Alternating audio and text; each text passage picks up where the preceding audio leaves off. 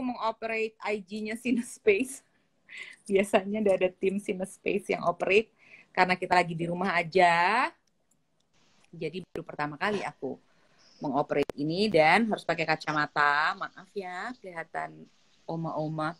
Supaya bisa membaca komen-komen. Ini ya lagi connecting sama Alin. Suara aku kedengeran nggak? Ada Tono ngaco. Hai Alin. Kedengeran Teh. Ih udah cantik kan. Hai Ada alasan untuk Teteh. dandan. Iya dong. Padahal Ada alasan untuk dandan. udah Niat banget. aku nggak sempat gara-gara tadi sama Tia Tidak. jadi kelamaan. Kucel. Putus nyambung. Ya Allah karena pakai Ah, iPad. Ternyata iPad iya ya. emang gitu ya kalau untuk Oh gitu. live. Sekarang Iya udah ya. pakai Aku tadi sempat denger nih iPhone. yang sama Tia. Iya, mudah-mudahan semuanya lancar. Oke, kita mulai ya. Kayaknya Amin amin. semua Iya. udah nggak sabar ngobrol sama Alin sebagai editor handal perempuan Indonesia. Sebenarnya banyak ya editor Amin. Banyak tapi banyak emang aku Teh. memilih Alin Yang karena apa-apa banyak. karena udah dekat, jadi ngobrolnya lebih enak mungkin. Iya kan, banyak ya. Menyenangkan sekali bahwa Indonesia Iya iya punya iya. Iya iya. Iya. lain.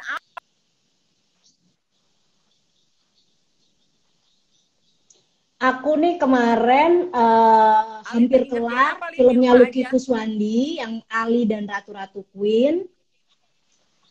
Di rumah aja lagi tetap ngedit tetap ngedit Ali dan Ratu-Ratu Queen hampir selesai. Terus ini agak sedikit masuk Warkop 4 gitu. Wah, udah Teteh. bertumpuk pekerjaanku ya.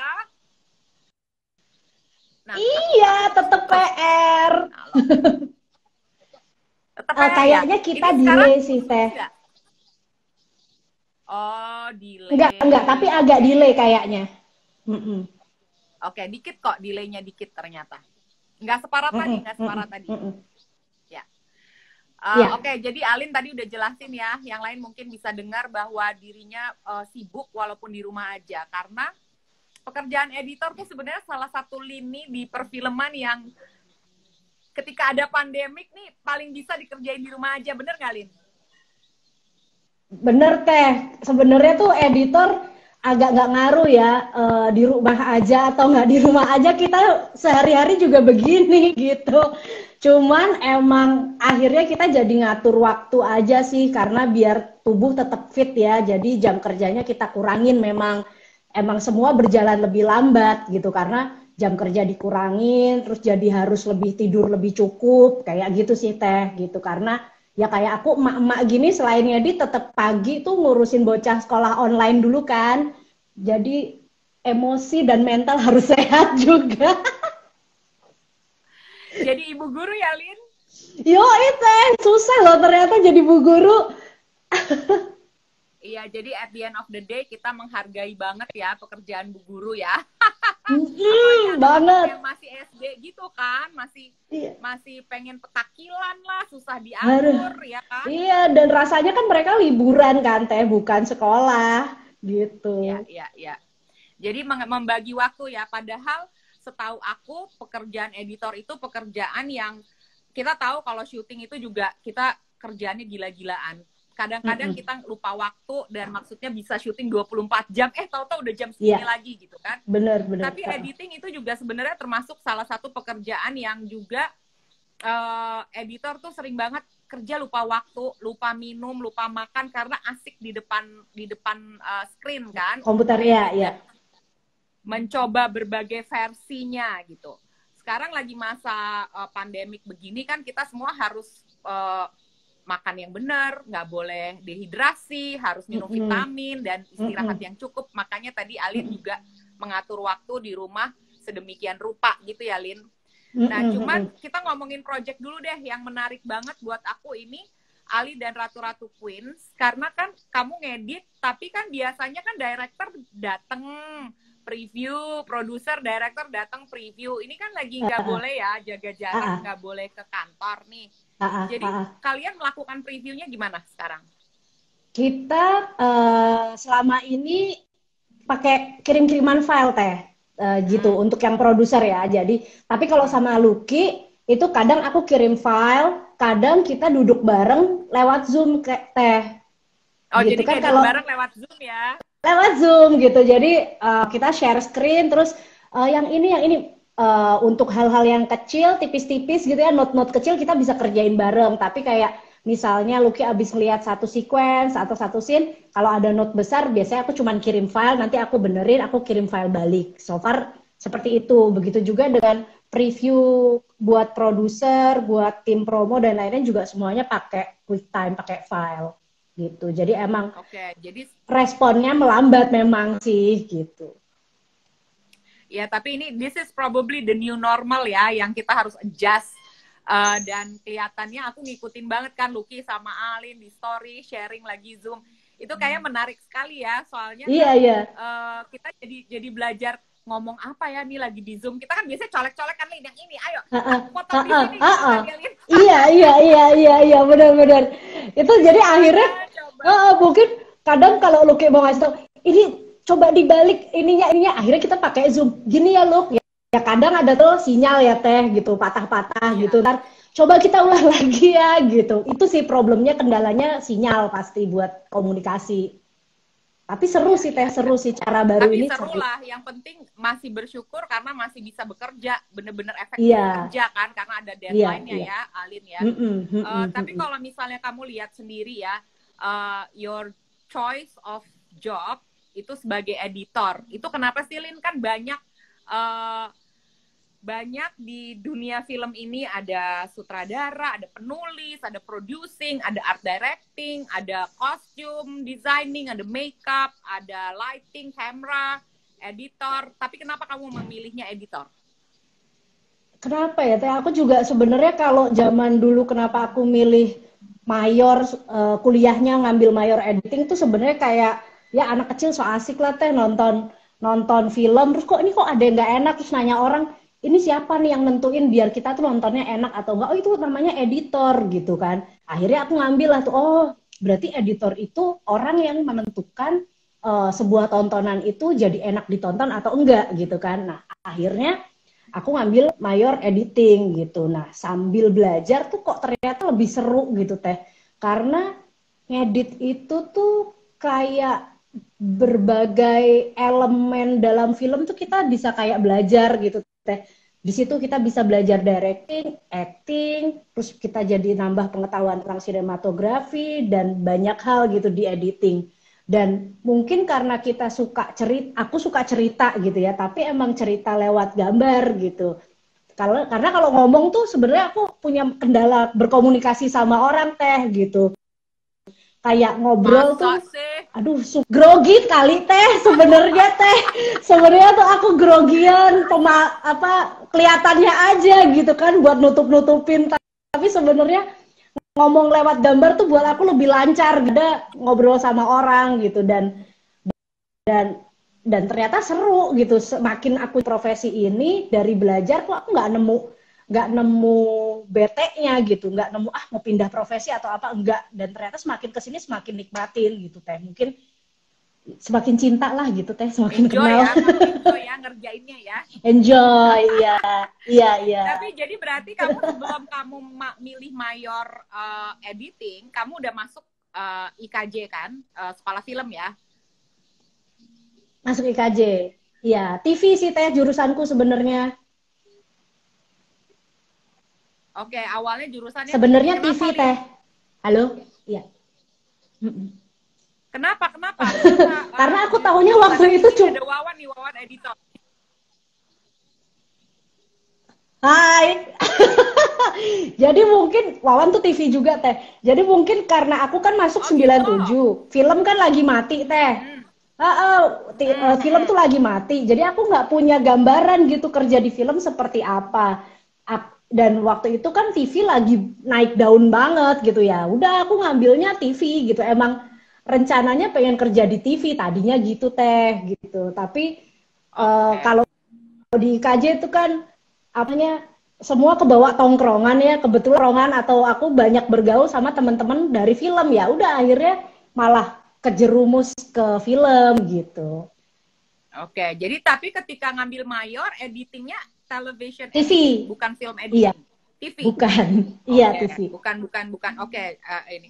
Nah, ketika abis kamu lulus television editing, antara ini aku tahu banget nih anak IKJ ya. Biasanya kan kalau udah ngambil mayor tuh udah agak-agak pertengahan kuliah, udah mau lulus, itu pasti bergaul, nongkrong, dan sering kerja ya. Sering ambil kerjaan freelance gitu. Iya. Kerjaan freelance yang kamu ambil di TV atau di film? Udah kayak film pendek, apa segala macam, gimana? Aku malah mulainya awalnya kerjaan pertama itu yang aku sendiri ngedit, jadi editor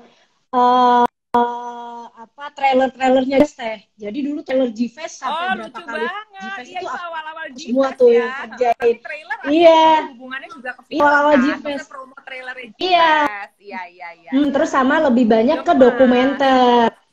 Iya, lebih banyak malah masuknya ke dokumenter gitu. Jadi aku masuknya ke film tuh dari situ sih gitu, dari dokumenter dulu. Kayak gitu. Malah TV sampai nggak pernah aku teh. Jadi akhirnya TV-nya tidak pernah dijalankan ya. Jadi benar-benar nggak pernah. Promo buat dulu tuh ada yang namanya Jakarta International Film Festival atau G-Fest. Nah, pasti kan kalau film festival kan pasti ada trailernya yang perlu diedit kan, untuk dipasang di bioskop. Tapi zaman dulu belum ada sosmed ya, jadi nggak bikin digital trailer, bikinnya yang trailer dipasang di bioskopnya itu kan, Lin. Iya. Nah, dari situ kamu nggak pernah ke TV, ngedit dokumenter. Nah, dari dokumenter gimana bisa ke fiksi, bisa ke film naratif, cerita?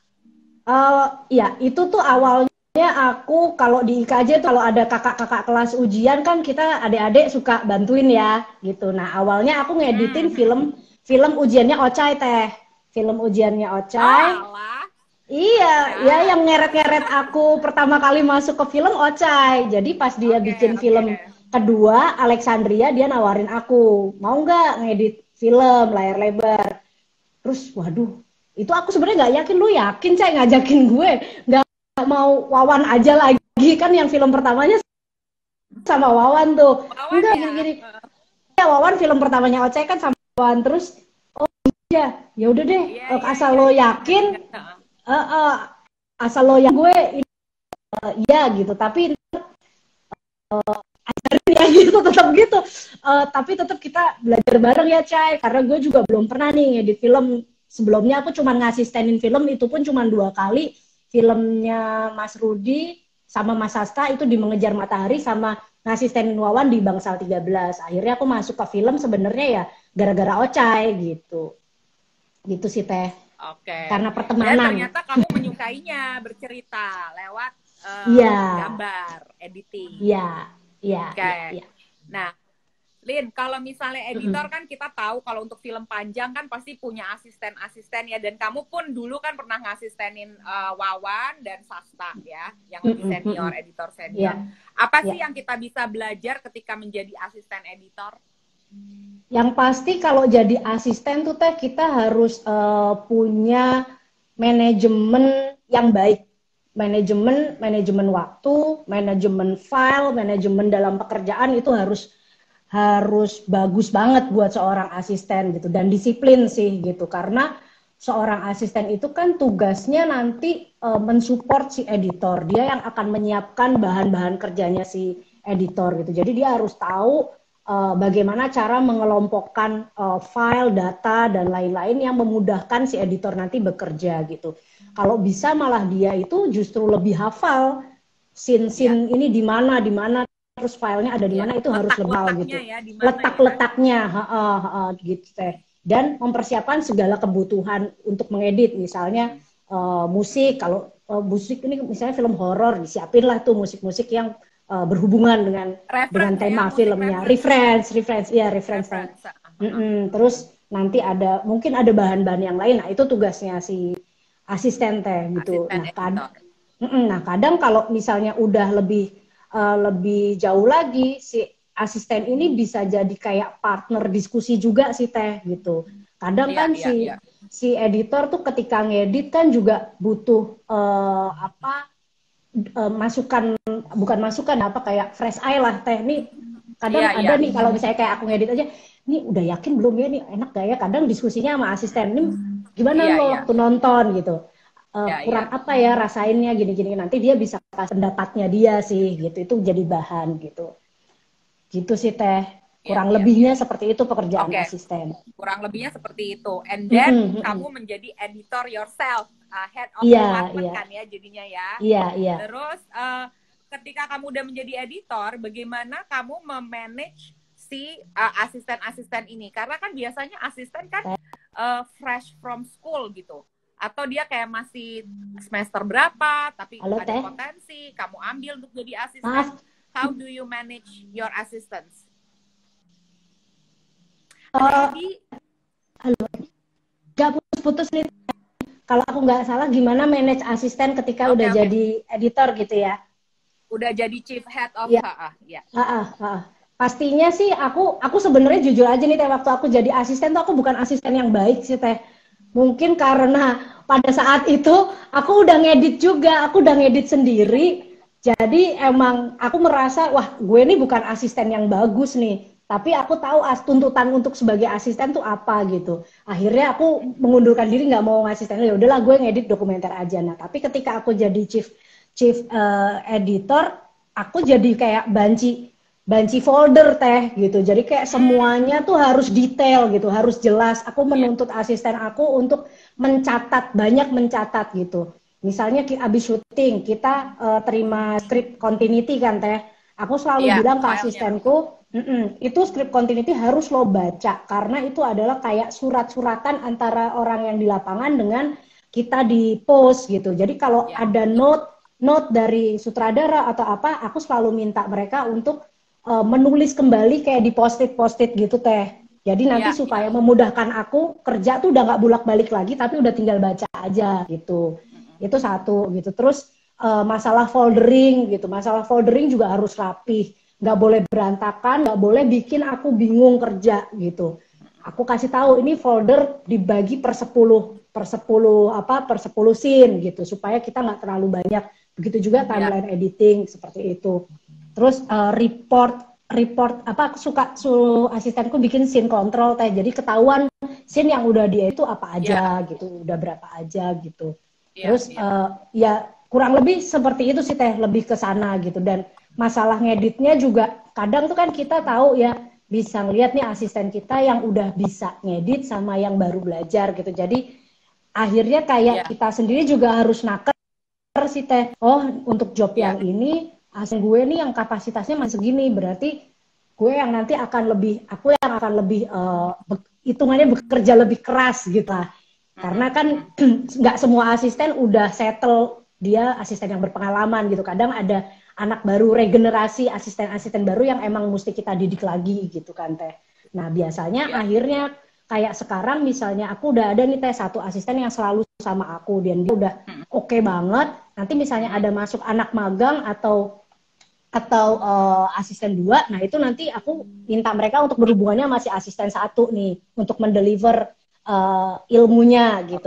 Yang pasti sih seorang asisten juga harus menguasain teknis sih Teh, teknis alat tuh dia harus paham Iya, banget dan masalah file apa segala macam dia harus paham banget gitu. Jadi kita sebagai editor bisa lebih iya, konsentrasi ke urusan kreatif gitu Teh. iya.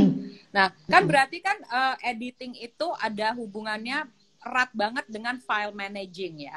Kalau file managementnya kacau, pasti Wah, ngeditnya juga kacau. Nah, iya sekarang yang iya. aku mau tanya dari Alin, karena kan kamu IKJ nih, kamu selalu mengambil asisten dari IKJ atau pernahkah kamu memiliki asisten yang bukan IKJ gitu? Misalnya kan banyak anak-anak sekarang yang aku lihat ya, mereka nggak dari film school, tapi misalnya mereka memang suka otak-atik sendiri karena kan zamannya udah beda ya Lin gitu. Editing tuh mereka punya software, mereka bisa Betul, pelajarin. Itu pernah nggak kamu betul. mendapatkan asisten yang memang bukan dari alma matermu? Justru sekarang asisten aku yang paling setia malah bukan dari IKJ Teh. Asisten Oh gitu, yang yang terakhir tidak ini nih menutup udah kemungkinan untuk yang pada enggak, dengerin kita enggak, enggak. yang masih mahasiswa, iya kan? Oh iya Teh, sebenarnya background pendidikan atau itu sebenarnya nggak terlalu berpengaruh sih Teh. begitu juga dengan editor ya, siapapun bisa jadi editor, siapapun bisa jadi sutradara, apapun background pendidikannya gitu. Nah kebetulan asisten aku ini yang terakhir, yang udah beberapa tahun terakhir bareng aku ini, justru cut itu apa. Jadi emang aku dapet ini bukan malah dari anak IKJ gitu, tapi yang paling penting adalah dia itu mau belajar, nggak cepet ngeluh teh. Itu sih yang penting sih sebenarnya buat asisten teh. Jadi yang bikin dia jadi asisten yang baik atau bisa bertahan menjadi asisten yang baik itu adalah satu, kemauannya dia untuk belajar terus dan nggak cepet ngeluh gitu. Karena tahu sendiri kan teh kalau ngedit atau kerja di film deh teh gitu, itu babak belurnya kayak gimana gitu. Kalau mentalnya lembek ya udah akhirnya apa namanya, seleksi alam gitu loh teh. Ada sih anak IKJ dulu gitu, dulu ada gitu, tapi sekarang udah punya pin gitu. Yang sekarang juga ada sih asisten dua aku anak IKJ. Sebenarnya nggak ngaruh sih anak dengan background pendidikan film atau enggak. Yang penting itu tadi sih, kemauan kerja, mau belajar, sama nggak cepet ngeluh. Itu yang utama buat aku sih teh. Iya. Karena kalau Iya. skill tuh bisa Oh ya, belajar oke, teh itu kan gitu, pasti sama penting. attitude. Bener. Mm-mm. Kemauan untuk belajar itu penting ya gitu. Karena tadi sebelum ini kan aku ngobrol sama Tia Hasibuan kan juga backgroundnya bukan film gitu kan. Dan memang pertama kali bekerja di Kaliana kan sama aku. Tapi dia emang mau belajar banget dan ngaku gitu, aku tuh blow on, nggak ngerti apa-apa, tapi aku mau belajar gitu kan. Ya lucu banget gitu. Cuman kan gini, at the end of the day, kalau misalnya sekarang kita ngomong itu kan zaman dulu ya. Kalau sekarang kan biasanya anak-anak tuh udah terekspos dengan film-film yang ada di dunia digital. Penting nggak sih untuk jadi editor tuh hobi nonton film? Penting banget teh. Penting banget. Aku pernah bilang deh, aku pernah ngomong ini, gimana kalau kerja di film, tapi kita film aneh banget.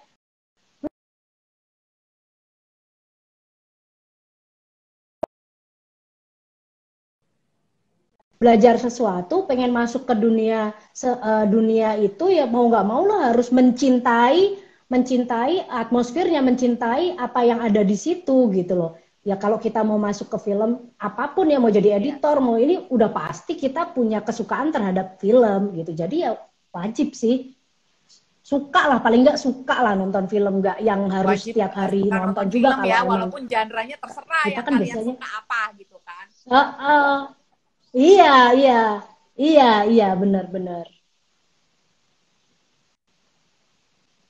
Oke, very interesting ya Lin. Cuman nih aku kan tahu banget kamu ya. Kita boleh nggak ngomong? Kak Alin, ini ada ini.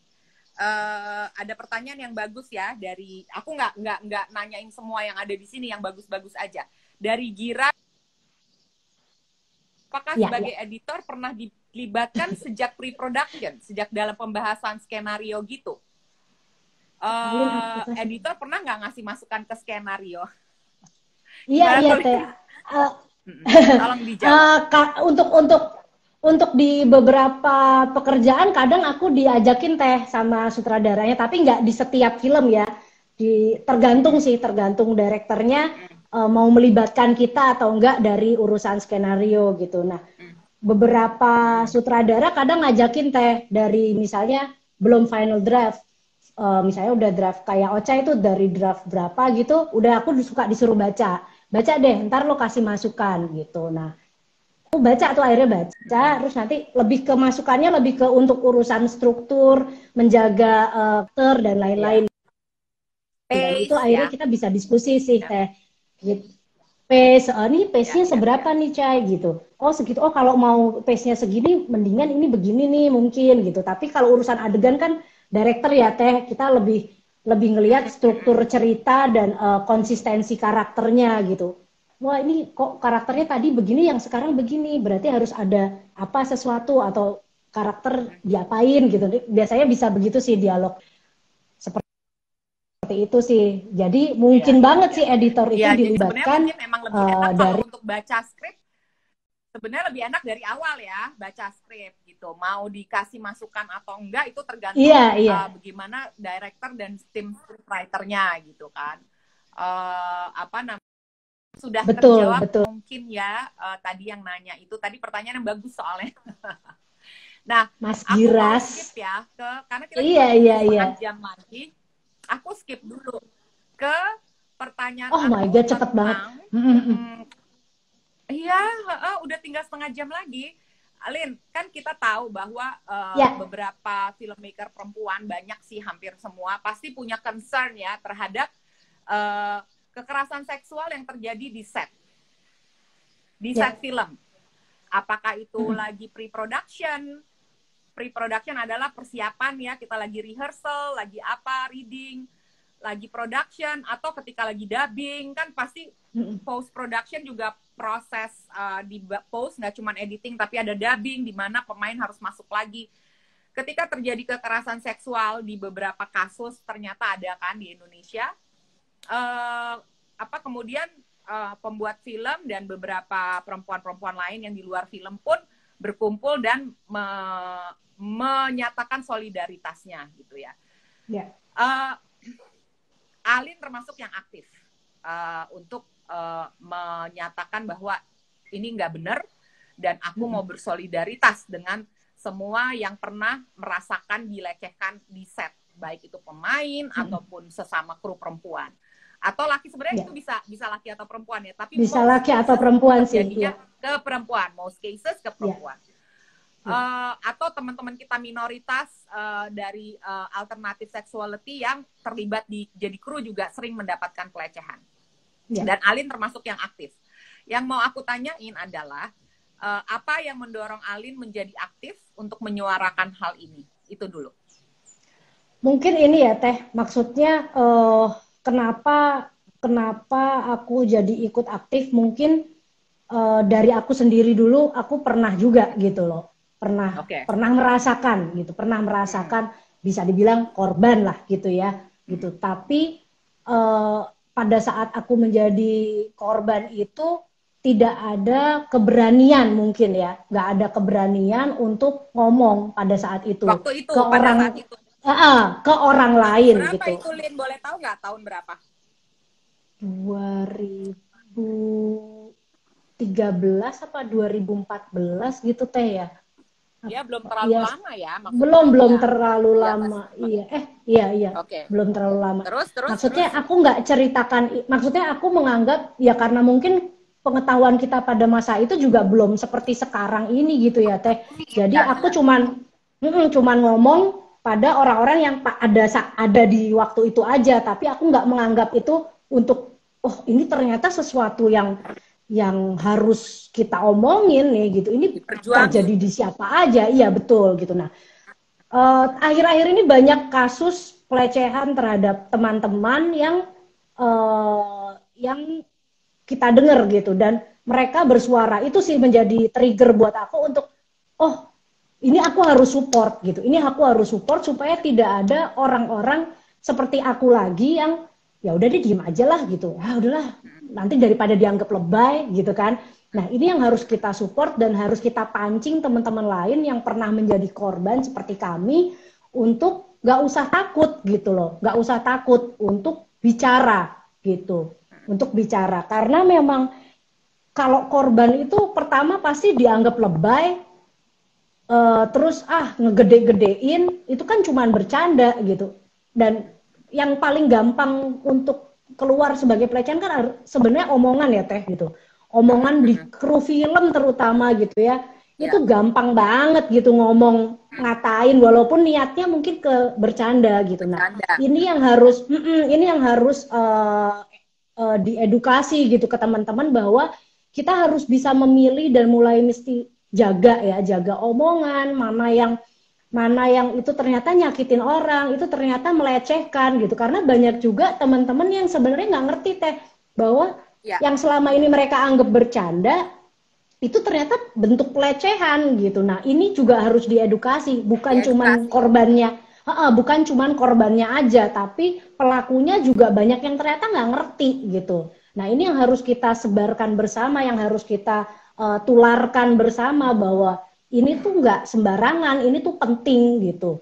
Dan itu mungkin yang membuat aku untuk mau ikutan di gerakan teman-teman yang kemarin ada Miantiara, Mbak Hana gitu, dan Kartika Yaya, dan semuanya aku support gitu. Ayo apa yang bisa aku bantu gitu. Dan aku mulai kayak ngomong ke asisten aku yang cewek, karena mungkin kalau di editing mungkin hampir tidak ada urusan pelecehan ini, tapi bukan tidak menutup kemungkinan itu bisa terjadi. Jadi akhirnya aku mengeducate asisten-asisten aku atau orang-orang yang ada di sekitar aku, ngasih tahu bahwa harus hati-hati ngobrol sama orang, bertingkah laku, karena banyak hal yang emang garis batasnya tipis gitu. Dan kalau misalnya ini terjadi sama lo, jangan takut untuk cerita sama gue, dan untuk bicara sama siapa aja. Tapi juga hati-hati, kitanya juga harus bisa memilah sih gitu. Ini pelecehan atau bukan, ini asli bias banget sih Teh gitu. Mengeduket itu tuh emang susah gitu. Ini pelecehan apa bukan ya? Pokoknya intinya ketika lo nggak nyaman, ketika lo merasa nggak suka, nggak nyaman, lo berhak ngomong. Paling enggak ngomong dulu ke orang itu, gitu loh. Ngomong dulu ke pelakunya. Nggak usah mungkin ngegede-gedein ke media sosial ya, tapi paling enggak lo harus, selesaikan dulu ke lo pelakunya benar, ya, benar Teh. Jadi apa enggak gitu. benar, jadi juga nggak, maaf ya bukannya caper atau apa, tapi kita juga harus berani gitu untuk ngelawan gitu. Jadi kita dulu nih yang maju. Kalau kita ada misalnya kayak aku gitu Teh, dia cuma ngusap-ngusap punggung. Pada saat itu aku langsung begini gitu kan. Dan aku ngomong kenapa gitu. Nah paling enggak kita selesaiin dulu gitu. Sampai di mana nih? Kalau dia nggak ngerti juga, ya udah kita naik lagi. Misalnya itu ada di lokasi sebuah atau film, kita laporin aja ke orang yang bertanggung jawab di produksi itu gitu. Jadi nggak usah apa-apa digedein. Betul, gitu sih Teh, kurang lebih. Ya kita semua sih sebenarnya kan saling support ya gitu. Apalagi sekarang ini kan Hari Kartini ya, kayaknya it's the right time juga, selain kita ngomongin kita emang di rumah aja, tapi juga it's the right time untuk ngomongin bahwa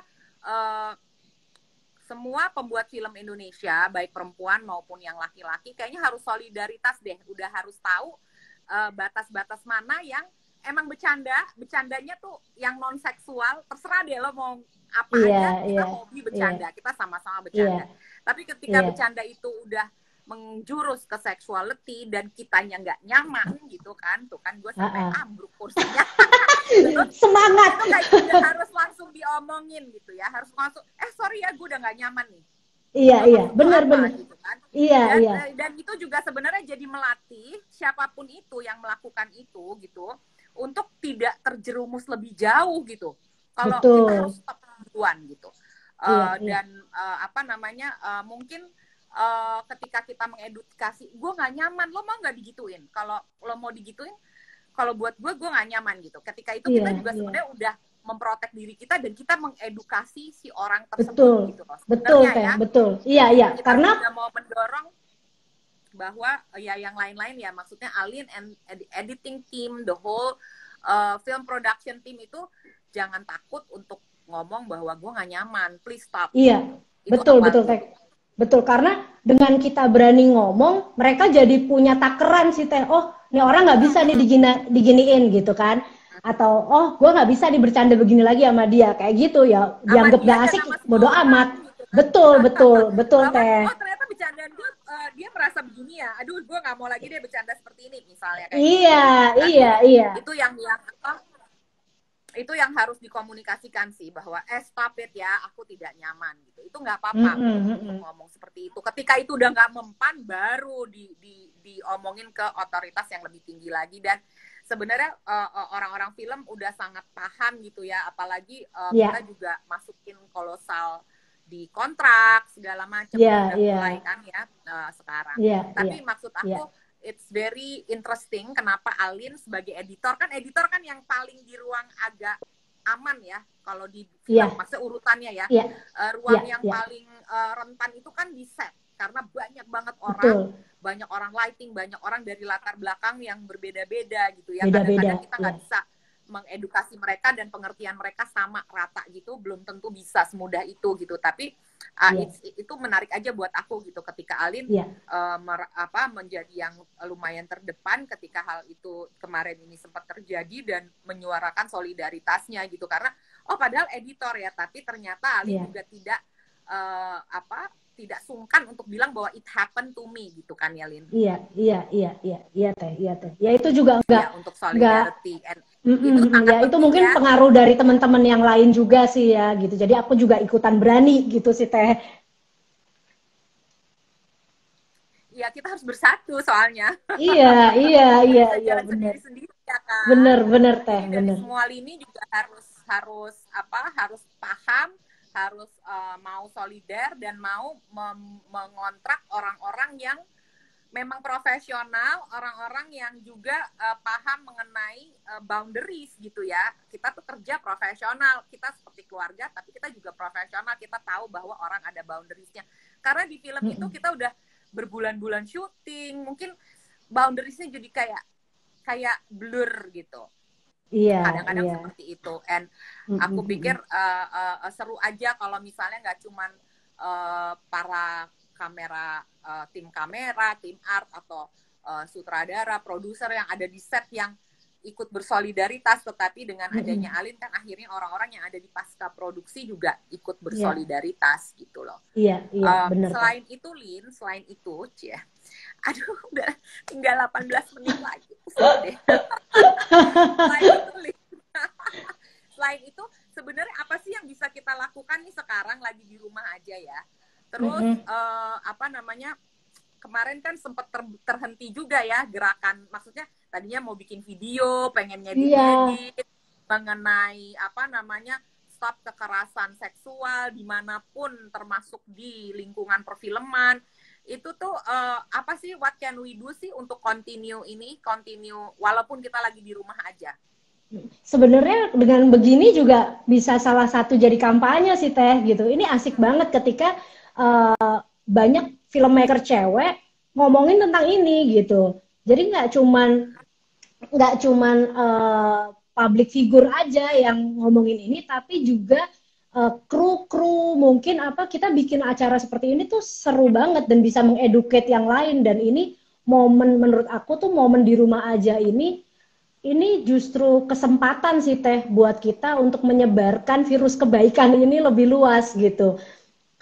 Selain kita sharing ilmu, kita bisa sharing edukasi seperti ini teh gitu, pengalaman ya, dan ngasih pendidikan ke banyak orang, nggak cuman mungkin nanti filmmaker yang udah ada di industri, tapi juga teman-teman yang akan masuk ke industri ini. Bener teh, bahwa kita tuh harus waspada apa sih, dunia film itu ngeri apa sih gitu, pergaulannya nanti akan ngeri loh ya. Sengeri apa ya, kita mesti kasih gambaran itu juga sih teh. Ya. Oke, ada lagi nih yang ngomong, Ikram Badila. Sebenarnya bukan masalah ngomong, tapi dengan siapa ngomongnya. Kalau posisi yang akan ditegur lebih berkuasa, apakah tetap ngomong meskipun resikonya tinggi tidak dilibatkan dalam produksi film ini? Nah, it's interesting, Ikram Badila ya, untuk kita bahas. Iya. Kalau aku sih tetap ngomong aja ya teh, nggak peduli ya mau dia misalnya yang melecehkan aku ini produser gitu. Ya aku akan ngomong ke yang lain, misalnya ke sutradara gitu kan. Ini produser ini gue nggak dilibatkan lagi, kan kita punya kontrak gitu. Sebelum masuk di situ kan kita punya kontrak gitu kan.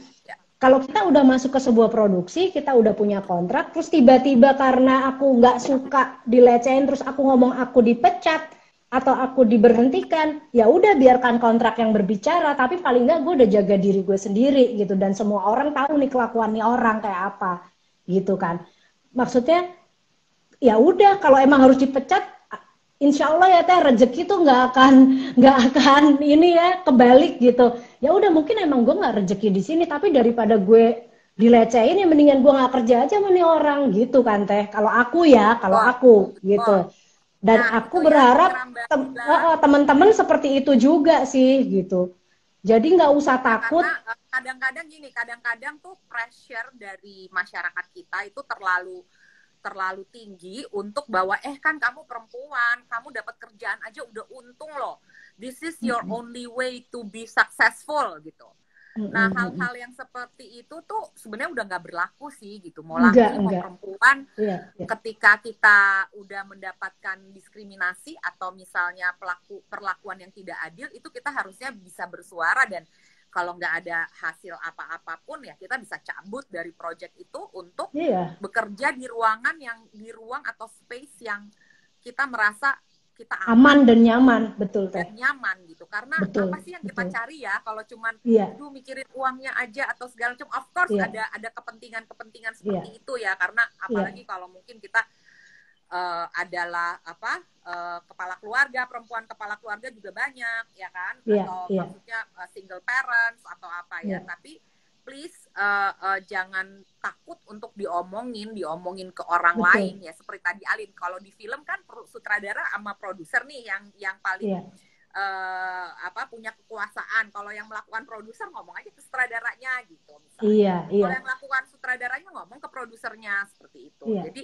hal-hal itu tidak terjadi lebih lanjut ya, hal buruk tidak terjadi lebih lanjut. Karena gini sih Teh. Mungkin mau nambahin dikit, jangan sampai nih gara-gara duit, harga diri kita bisa diinjek-injek gitu sih menurut aku. Jadi kalau emang seburuk-buruknya kita jadi harus cabut dari kerjaan itu dan gak dapet duit, itu sih mungkin aku mendingan begitu sih daripada enak aja lo ngelecehin gue gitu sih Teh. Betul. Itu nanti soalnya nggak bagus buat mental kita sih Teh gitu. Jadi kayak akhirnya kita membiarkan terus, iya. Itu ada Olin di sini, dia juga documentary filmmaker, aktivis. Dia lagi riset pelecehan seksual di dunia film. Kalau ada yang mau sharing bisa DM aku ya, kata Olin. Jadi bisa ke @olinmonteiro, itu ada di sini. Oke, it's very interesting ya. Tapi maksud aku gini sekarang, kalau misalnya Lin, kita udah bikin ya, maksudnya kita kan nggak tahu sampai kapan nih pandemik ini berakhir gitu. Mungkin kita bisa diskusi nggak cuma berdua gitu. Kita harus cari gimana caranya kita bisa Zoom tapi kita bisa tayangin. Misalnya Zoom antara beberapa cewek-cewek. Kita ngomongin soal create safe space di your film set atau di tempat editing lo, atau di mana yang berhubungan dengan pekerjaan film lo. Itu juga nanti bisa dieditin kali dari jarak jauh kali ya, sesama editor bisa membantu, karena mungkin pekerjaan ini diskusi ini menarik buat siapa aja, siapa tahu orang-orang dari industri lain juga bisa sharing, bikin perbandingan ya, atau sharing. Kita bandingin juga, kalau di sini begini, kalau kita di periklanan begini, kalau kita di banking begini gitu kan. Jadi bisa saling Terima kasih kembali Ikram Badila, dia udah terjawab. Jangan takut lah pokoknya. Kita juga ada di sini, maksudnya gini.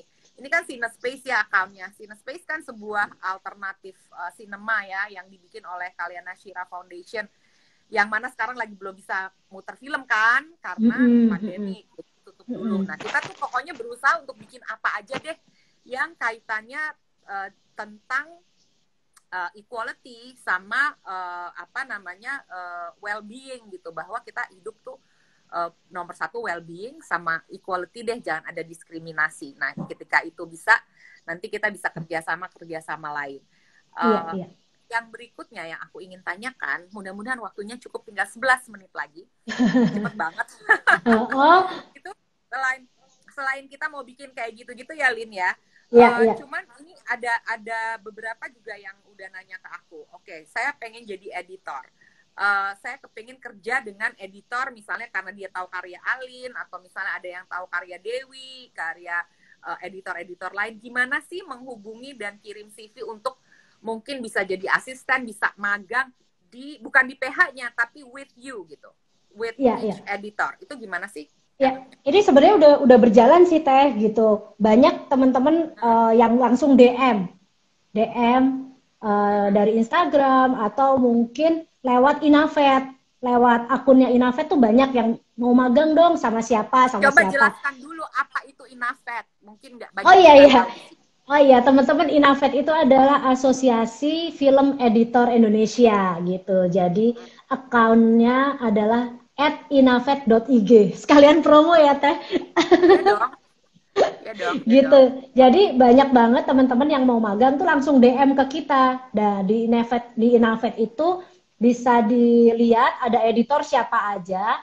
Mungkin teman-teman tinggal DM aja pengen magang ke editor yang mana yang pengen kayaknya misalnya ke Kesa, ke Wawan, ke Mbak Dewi atau ke saya dan lain-lain. Nah, tapi biasanya tiap editor itu punya regulasi sendiri-sendiri Teh. Kayak aku, kalau aku magang itu untuk satu project hanya mau satu orang Iya. gitu. Jadi tapi harus ikut full dari awal sampai akhir.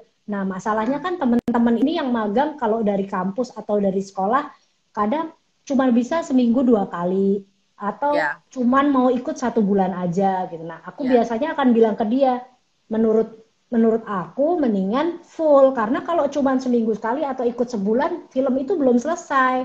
Jadi rugi di kamu sebenarnya. Jadi emang kalau ngedit kan kita bisa 2 bulan sampai 3 bulan. Jadi emang yang mau magang harus nyiapin waktu sebaiknya selama itu gitu. Nah, atau ada teman-teman editor lain yang bisa menerima anak magang lebih dari 1 orang gitu. Bisa 2 atau 3 orang itu ada juga. Jadi silahkan aja siapapun yang mau magang, mau belajar, langsung hubungin ke kita langsung direct atau bisa lewat vet gitu Teh. ya, ya, ya. Thank you tuh ya, udah denger ya. Nah ini ya, tadi ini ada Vini F. Live hari ini disimpan semua kan Kak? Telat banget buat nonton. Bismillah ya, saya tadi udah diajarin cara menyimpannya. Jadi nanti kita nggak boleh keputus. Harus kayak 2 menit sebelum habis harus udah selesai. Karena katanya harus di-save di pojok kiri atas Teh gitu. Oh Mudah-mudahan aku gitu. bisa save. Oh iya iya iya. iya. Jadi ya kan Sama harus Teh. nggak bisa ngapain. Iya Ya iya. Allah. Sama tahu. Ini semuanya ketahuan gapteknya nih orang film ya. Ketahuan. Padahal editor ya yang muter komputer melulu ya Allah. Oke, jadi nanti bismillah aja supaya kita bisa save ya Vini F. Jadi bisa ditonton lagi. Oke, nah tadi udah ya magang udah, terus soal kekerasan seksual di dunia pekerjaan kita udah bahas, soal editing, what makes a good editor, mau jadi asisten, jenjang karir semua udah. Yang aku mau tanyain sekarang, it's very ini ya, apa namanya, emang aku juga sebel sih, kayak misalnya pasti aku sering banget ditanyain gitu juga, Lin. Terus Mbak Nia, bagaimana membagi waktu dengan keluarga gitu kan? Sering banget aku ditanyain gitu. Kalau misalnya sutradara laki atau laki pasti nggak pernah ditanyain gitu kan? Maksudnya, Iya. ya udah kerja aja gitu kan ya. Tapi kan pasti sering banget ya ditanyain kayak gitu. Jadi sekarang aku bodo amat mau laki mau perempuan dua-duanya aku tanyain gitu karena artinya aku nggak mau negatif, aku pikir pokoknya family is important ya kan, apalagi kalau kita udah punya family, keluarga itu important. Jadi mau lo laki mau lo perempuan it has to be important for you, bukan cuma tanggung jawabnya yang perempuan. Bener aja. kan tanggung jawab dua orang ya. Jadi aku mau nanya ini aja karena lagi pandemik ya. Sebenarnya dalam masa di rumah aja ini, yang paling challenging buat seorang Alin yang editor segala macam masih banyak kerjaan deadline, itu ketika bersama anak-anak dan suami itu yang paling challenging apa sih, yang kayak aduh gue udah mau gila nih gitu. Ada nggak atau enjoy aja? Aku sih sebenarnya enjoy aja, mungkin di awal-awal sih Teh adaptasi sama urusan sekolahan bocah gitu. Tapi itu berlangsung cuma seminggu pertama lah gitu karena adaptasi kan, wah ternyata harus ngeprint, ternyata harus jagain karena aku 2 anak nih beda tipenya. Yang satu disiplin, begitu dapat tugas dia kerjain kelar, habis itu dia main udah nggak ada tanggung jawab. Yang satu nih bisa kayak nonton wayang, yang laki kayak semalam suntuk ngerjainnya ya, dari pagi baru satu soal main lari-lari sana sini gitu kan. Nanti ayo kerjain dulu, baru balik, baru nempel pensilnya udah kemana-mana lagi gitu kan. Itu yang bikin emosi jiwa ya Teh. Nah tapi Untungnya suami aku tuh si Aga tuh kita emang udah terlatih menjadi partner dari anak-anak masih bayi gitu. Jadi Iya, iya. ketika aku yang masih bekerja ini, kan aku kerja sebenarnya nggak di rumah teh, aku tetap ke Iya, studio yang jaraknya iya. 15 menit dari rumah. Jadi aku tetap keluar rumah setiap hari.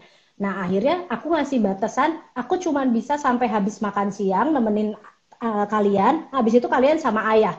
Kalau belum selesai terusinnya sama ayah. Begitu juga kayak les-les yang di sore hari kan online semua, itu sama ayahnya gitu. Ya akhirnya kita bagi tugas sih teh gitu, dan nggak terlalu ribet sih, paling aku yang cuma tetap ngingetin aja, tetap ya emak-emak kan, kalau bapak-bapak yang ya gitu ya, pokoknya Ya, apa yang disuruh itu dikerjain. Paling aku sambil ngedit sambil ngingetin gitu, ini kerjaan yang tugas yang ini udah direkam belum, ini udah difoto belum, ini udah di gitu-gitu aja sih teh gitu, sambil kontrolnya gitu.